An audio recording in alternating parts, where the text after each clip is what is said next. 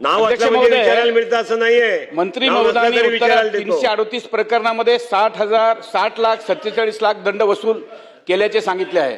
मात्र इतक्या मोठ्या प्रमाणात तक्रार येत असतील तर शासनाने अशा रुग्णालयाची योजनेतील मान्यता रद्द करण्याची किंवा तात्पुरती निलंबित करण्याची किती प्रकरणात कारवाई केली आहे त्याची जिल्हानीय माहिती अध्यक्ष महोदय, मंत्री महोदय देतील का? दुसरा प्रश्न माझा आहे, अकोला जिल्ह्यातील 12 तक्रारी प्राप्त झाल्याचे उत्तरात नमूद आहे. या तक्रारी कोणत्या खाजगी रुग्णालयाविरुद्ध आहेत आणि त्या रुग्णालयाने घेतलेली रक्कम पूर्णपणे परत करण्यास शासनाने बाध्य केले आहे का? तसे संबंधित रुग्णालयावर किती दंड प्रस्थापित केला आहे का? तिसरा प्रश्न आहे माझा, अहो प्रश्न विचारतोय. तिसरा प्रश्न आहे माझा, मंत्री महोदयांनी सांगितले की उर्वरित 266 प्रकरणाची चौकशी सुरू आहे. ही चौकशी पूर्ण करण्यासाठी कालमर्यादा टाइम लिमिट निश्चित करण्यात आली आहे का? कारण चौकशी लांबणीवर पडल्याने रुग्णांना न्याय मिळत नाही, विलंब होत आहे. याबाबत शासन काय उपाययोजना करणार? राज्यात आयुष्मान भारत प्रधानमंत्री जन आरोग्य योजना व महात्मा फुले जन आरोग्य योजना या दोन्ही योजनांवर उपचाराची संख्या व दर वाढविण्याचे सांगितले आहे.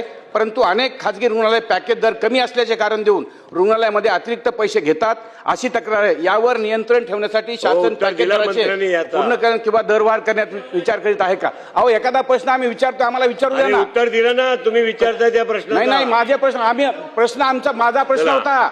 एक तर आम्हाला बोलायला संधी मिळत नाही, प्रश्न आमचा होता, तो माझा प्रश्न होता. मंत्री महोदय नाही, आणखीन माझा एक प्रश्न आहे. आणखीन शासनाने आयुष्मान ऍप तयार केलेले सांगितले आहे, परंतु ग्रामीण भागातील अनेक लाभार्थ्यांना या ऍपची माहिती नसते.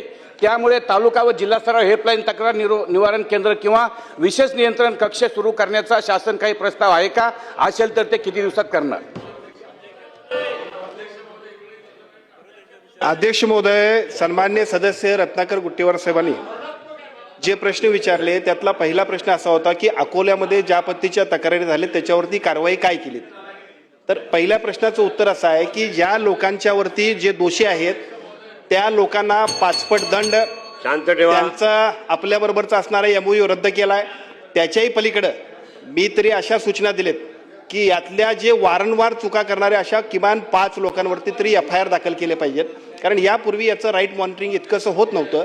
आता ही योजना इतक्या प्रभावीपणाने जेव्हा आपण राबवतो तेव्हा अशा चुकीच्या लोकांना आमच्याबरोबर घ्यायची काही गरजच नाही. त्यामुळे यातल्या काही जे चुकीचे लोक असतील त्यांच्यावरती आपल्या यंत्रणेच्या माध्यमातून FIR सुद्धा आपण दाखल करतोय की ज्याचा एक चांगला मेसेज जाईल की चुकीचं काम इथं आपण सहन करणार नाही. दुसरा भाग आपण जो विचारला की या सगळ्यांच्या बरोबरीनं भविष्य काळामध्ये याच्यावरती आपण कशा पद्धतीने काम करणार आहोत, तर मगाशी सन्मान्य पटोले साहेबांनी जे विचारलं, आता AIचं जे आपण ॲप आणलंय त्यामुळे इतक्या चुकीच्या लोकांवरती कारवाई झालेल्या आहेत की आपल्याकडनंच माझ्याकडे कोण येऊ नये. माझी विनंती सगळ्या आमदार महोदयांना आहे, आपण योग्य गोष्टी करतोय. ही योजना प्रभावीपणाने राबवली. राज्याच्या बजेटमधलं 50% बजेट आमच्या विभागाचं इथं देतोय आम्ही साहेब. त्यामुळे हे योग्यच राबवली तर सगळ्या लोकांचे आशीर्वाद आम्हाला मिळणार आहेत. त्यामुळे अशा चुकीच्या लोकांवरती कारवाई करताना आपल्या सगळ्यांचं सुद्धा सकारात्मक सहकार्य मिळालं तर ही योजना आपल्या सगळ्या सामान्य नागरिकांच्यासाठी खूप महत्त्वाची आहे. त्यासाठी आपण सगळ्यांनी ती मीटिंग जी आपण म्हटलं पालकमंत्र्यांच्या अध्यक्षतेखाली मीच कमिटी केली, त्याला माझा उद्देश असा आहे की त्यामध्ये आमचा डिस्ट्रिक्ट कोऑर्डिनेटर हा सगळ्या आमदार महोदयांना भेटला पाहिजे, योजना त्यानं समजून सांगितली पाहिजे, तुमच्या सूचना घेतल्या पाहिजेत. अजून सुद्धा जुन्या सवयी मोडल्या नसल्यामुळं अशा ठिकाणी कुठे निदर्शनास आला असेल तर त्याचा सुद्धा अधिवेशन संपण्यापूर्वी आढावा घेऊन आपल्या सगळ्यांच्याकडे मी त्याची वितरित करतो.